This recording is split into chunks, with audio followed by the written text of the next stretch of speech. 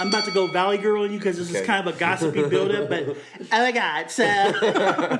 So Ebony Bridges is an Australian. I've talked about her before. She used to be a bodybuilder. She used to be a ring car girl. She is now a math teacher. She was a mechanic as well. Why do they have so much better stories? Yeah, so she got into boxing. She became famous because she weighs in lingerie. Mm-hmm. Well, the girl she was fighting hated that. She thinks it's disrespectful to the sport to weigh in lingerie, which I think is fucking stupid. Everybody weighs in their underwear, so you weigh in with underwear that have some lace on it. What are you, the panty police? Like, chill out. Exactly. So they've been going at it for like a year on social media, like, stop judging me, blah, blah, blah. Well, my 14-year-old sister sees the weigh-ins. What's your sister doing watching a 14-year-old weigh-in with two women and judging what they wear? Right. Like, everybody weighs in their underwear. Who cares? So they finally got to fight. Oh, my God. War. Fucking war, man. Yeah. That was blood and guts. And look, we hype up the women's boxing a lot because we genuinely like it. There's a lot of skills, a lot of fight, but there's no slugfest like that. There hasn't been many. Man, those girls were like 2 feet apart from each other, just dropping bombs. Yeah. It was back and forth. It was the most back and forth women's fight I've ever seen. Like, usually a good women's fight, there's always a clear winner. There's always a clear dominant person. Mm-hmm. Judging that fight was hard. I had it 6-4 for Bridges originally. I rewatched it. I had it a draw. They gave it to Shannon Courtney, is the other girl's name. Right. Because she's British, they were in her country. The judges and the commentators are her commentators. Yeah, it was close enough to go that way. Yeah, and I like I said, I didn't have a problem with it. That was, and did you see Bridges' eye after the 7th round? Nah. It was the most swollen I've ever seen an eye. It looked like a plum. So picture a plum with a little slit in it. That's what her eye looked like from a headbutt. Yeah. She fought 4 rounds with one eye, like a cyclops, bro. Yeah, man. And was still bringing it. Was still in Courtney's kitchen trying to knock her out. That was amazing. Even with you hyping it up, I was like, it can't be that good. And goddamn, it lived up to the fucking hype, man. That was a crazy fight. Yeah, please post it on Instagram. Yeah, it did tons for the sport. I'll try to post it, but DAZN be whack as fuck. They always take down my videos. Yeah. I'll try to find a workaround. I'll be on the computer like, let me find a different site that has a little. But man, you guys gotta check it out. Ebony Bridges, Shannon Courtney. If you like women's boxing or if you like a slugfest, either one serves both masters. Yeah. Great fight. Yeah.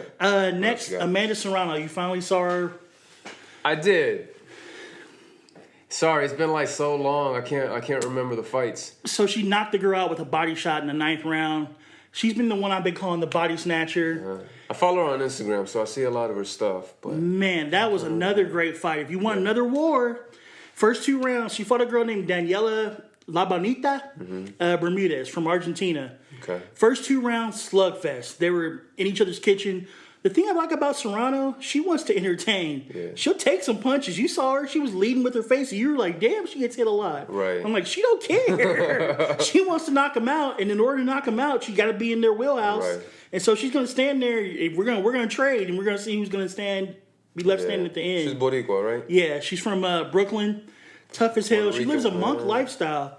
Doesn't have a cell phone, doesn't have a boyfriend, just wants to train. What? Does that on purpose. See, man, these women's stories are so much better. Like, how the fuck did that happen? Yeah, I don't even know how she has access to social media. I'm sure she has somebody that runs it or maybe she dictates, but she doesn't have a phone, doesn't have a boyfriend, doesn't want any distractions. It's fucking amazing. She's the weirdest juxtaposition of like a sweet person who's a goddamn animal in the ring. Right. Amanda Serrano is like that weird sweetheart that will leave you for half dead, but then feel bad about it, check on you, but then kill the other half of you right off. Like, she's a protege of Tito. She never met him, but she grew up watching Tito. That's her favorite fighter, I think. The sweetest person. When she gets in the ring, she's an animal. Yeah. 7 division champion. 7. Not 1, not 2, not 3, not 4. 7 division champion. Goes to the body like no other, will knock somebody out. Yeah. Don't know why she's not a bigger star, but I have a feeling it's coming once she gets a bigger fight. Yeah, man. But man, she's fun to watch. Hopefully we can get her on the show one day. We're gonna try to start up these interviews soon now that we're back at it. Because that kind of story is what I want to hear. Yes, coming from nothing and to something is great. But these stories I want to hear. I don't want to hear another came from Mexico with nothing. Or the black dude that came from the hood and had this. Like, it's just played out. Yeah. Give us some women's stories. Right. Jaron Ennis. Who's that? Do you remember him? No. Philly fighter. Jaron Ennis? I showed you a clip of him 2 weeks ago. Oh, with the welterweight, orange and blue shorts. Yes. Man, I don't know how we have not talked about this dude. Nobody knows about him. He is a threat, bro. Yeah. He might be the most gifted of all the people that we enjoy, besides maybe Shakur. But even then, I don't know if Shakur can crack like this dude, man. He has a generalship that's crazy. It's very like Andre Ward-esque, kind of Shakur-esque. It's fucking insane. And like, I only saw him in that one fight, and you could tell right away somebody that's gifted. Yeah, man. I don't think these guys are going to rush to fight him. Nah. Like, if I'm Sean Porter, I'm not fighting him. Well, he's fighting welterweight? Yeah. Oh, shit. If I'm Keith Thurman, I'm like, nah, I'm good. Like, he's so good right now that, like, they're gonna say, oh, well, he doesn't give them enough money. He doesn't generate enough money to fight him. Because they know that dude is coming, and he's coming for your ass. Bro, quick side note, is Keith Thurman fighting still? Yeah, Keith negotiated a fight he was negotiating to fight Crawford. I don't know who he's negotiating to fight now. He's going to get destroyed by Crawford. I don't know. Thurman doesn't have it in him Here's anymore, the thing, man. And, like, I always have to remind myself of this. Fighters have off days just like we do. Yeah. I mean, he's only lost one fight. Yeah, 2 off days. Yeah, but he still won the fight, though. Like, you're gonna have off days where you lose. You're gonna have off days where you win. He's only 32.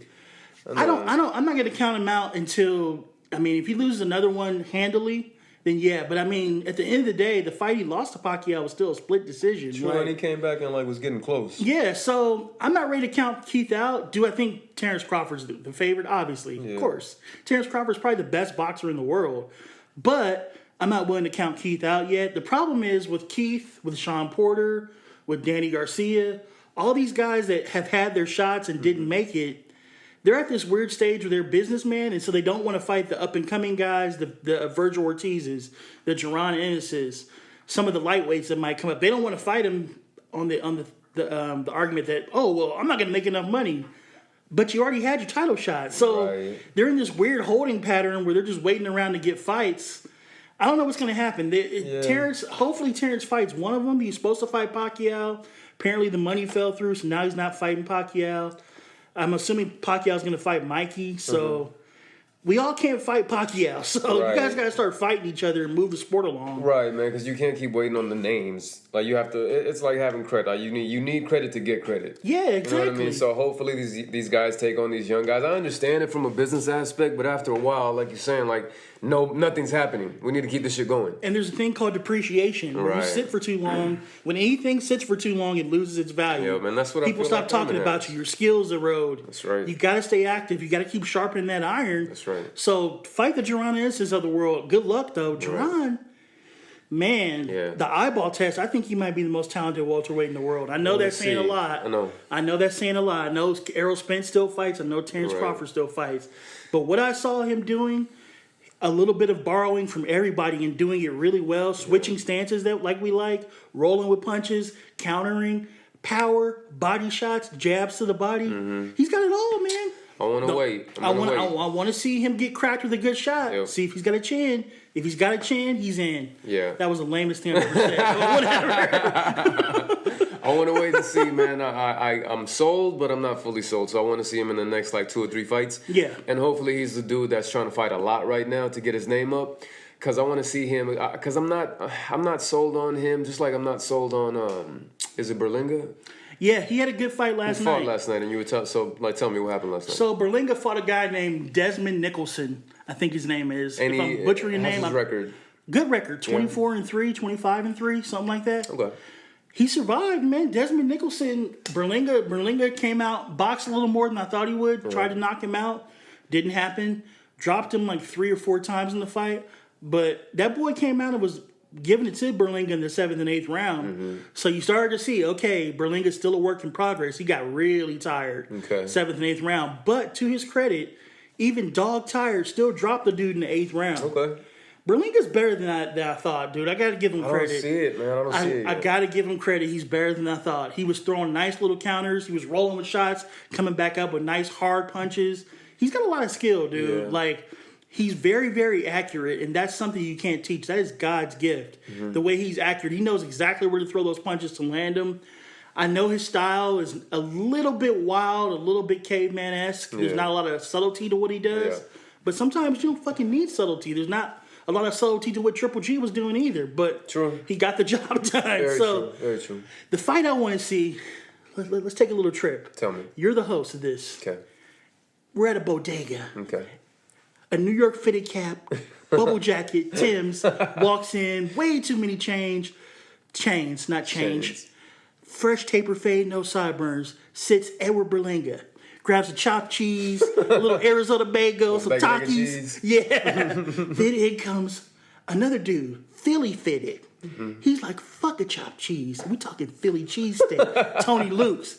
His opponent, Gabriel Rosado. Welcome to Face Off, hosted by Manny Montana. 2 Puerto Ricans, 168 pounds. That's the fight I want to see. Yeah. That is the perfect fight for Berlinga. Is anybody talking about this? No. I just made that up in my head because I'm a weirdo. I really love that, though, man. Because Rosado has his issues in his boxing history. He might have taken on big fights way too soon. I still like watching that dude fight. Rosado is the gatekeeper. He is the Gandalf. Yeah. You shall not pass until you beat my ass. He is going to tell us if Berlinga is ready because you ain't just going to walk Gabriel Rosado down in the first round and knock his ass out. He's going to show you angles. He's going to box you. Yeah. You're going to have to work. Because he's gotten smarter with age. Mm-hmm. That's the fight I want to see. I think that's the perfect litmus test. Then we can really give our final stamp of approval or disapproval on Berlinga's ceiling. Yeah. Because Rosado is the ultimate test. You pass him, and it's like, okay, now we're ready for some real fights. He's going to be... Rosado's going to be what Linares is to Devin Haney. Yeah. You know, it's like, you should beat this older dude because he's on his way out, but this older dude still has a lot of talent. Yes. And, very good comparison. And I know this is a quick subject change, but like, on to Linares and Devin Haney. Do you think Linares has any chance? Absolutely. Where you can punch like a mule's kick, donkey kick, horse kick, any animal with powerful legs, you got a chance. Yeah. And Devin has been trained. Devin looks phenomenal, man. I've been watching some of his sparring. He always does. Nah, but this time he's punching with power, bro. There's some power now. His sparring has always been great. But his sparring is usually like, I'm out quicking you, pity pat shots. I'm busting you up with the quickness. This is power. He's actually sitting down his punches. I always see him just attacking. I get it. But, man, this is going to be the ultimate test because you ain't going to have to look for Linares. He's going to be there. And he's got hands that are almost as fast as Devin's. Mm-hmm. So if Devin comes in there lacking just a little bit, he decides to get higher than Giraffe Butthole one of these days at camp when he's supposed to be training. Yeah. And all of a sudden that deficit in skill and age, it shrinks a little bit. We can have a good fight on our hands. Do you think Devin Haney's been hearing all the social media talk? Absolutely. About him not attacking, about him not, That's the problem when these dudes come out here and they're flashy and they're throwing money around and they're talking about they're the next best thing. You can't be on some Tevin Campbell sensitive type shit after you're talking all that shit. Right. Like, you put yourself out there, you can't be sensitive. Like, this generation has a real problem with, like, love me, love me, love me. Look at all the shit I have. But then somebody says something negative and we're like, fuck you. You never stepped in the ring. You don't know. Right. Well, stop talking then. Exactly. Like, nobody would talk about you then. Yeah. Who's his new trainer?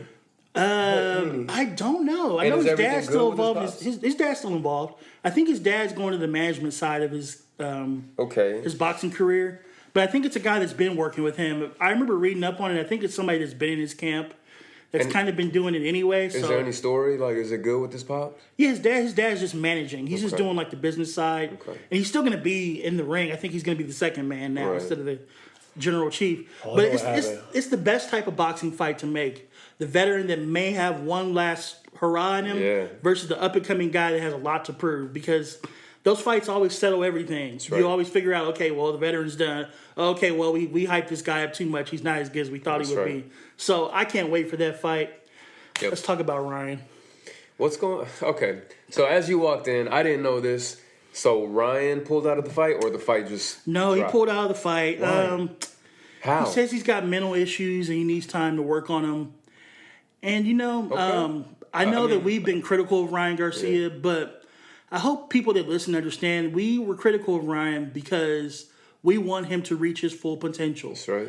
And what I noticed, and I think I mentioned it on the episode where they were doing the Canelo fight, there was something off about him. I thought he was maybe drunk or something, but I feel like it's the hangers-on, the people that are around him weighs on you. That are wearing him down. Yeah. And so he's taking time away to maybe figure that out. I'm not inside his camp. I do know people that know Ryan. I'm not going to talk about that because that's hearsay and it's kind of lame. I'm not really that type of dude. Yeah. But I will say from what I've seen, I think that's what it is. He's going to close that circle, man. You got to get a compass out. Let's make that line smaller and close that circle down. If this is true, if it is true that he's stepping away for mental health reasons, then I'm all for it. And I just gained a lot more respect for him than I had before, because it takes a lot to say that publicly. Mm-hmm. And also, but if it's just a reason to, like, you want more time to step away to, like, do the shit that you're really loving, which is the partying and the fashion and this, I pray that it's not that. But I want to respect somebody that says that, because it's serious, man. And mental health isn't as respected as an injury, isn't as respected as something you can see. So people take it for granted, but it's important, man. And again, he's a fucking kid. He's young. He's a young father. He's in the limelight. So if he had that aha moment and is like, you know what? I need to step the fuck away. I need to get these people away from me. I need to realign my circle. Then God bless you, dude. And I'm very proud that you did this, because like you said, we want him to be great because all the skills are there. Yeah. It's just the fucking mental.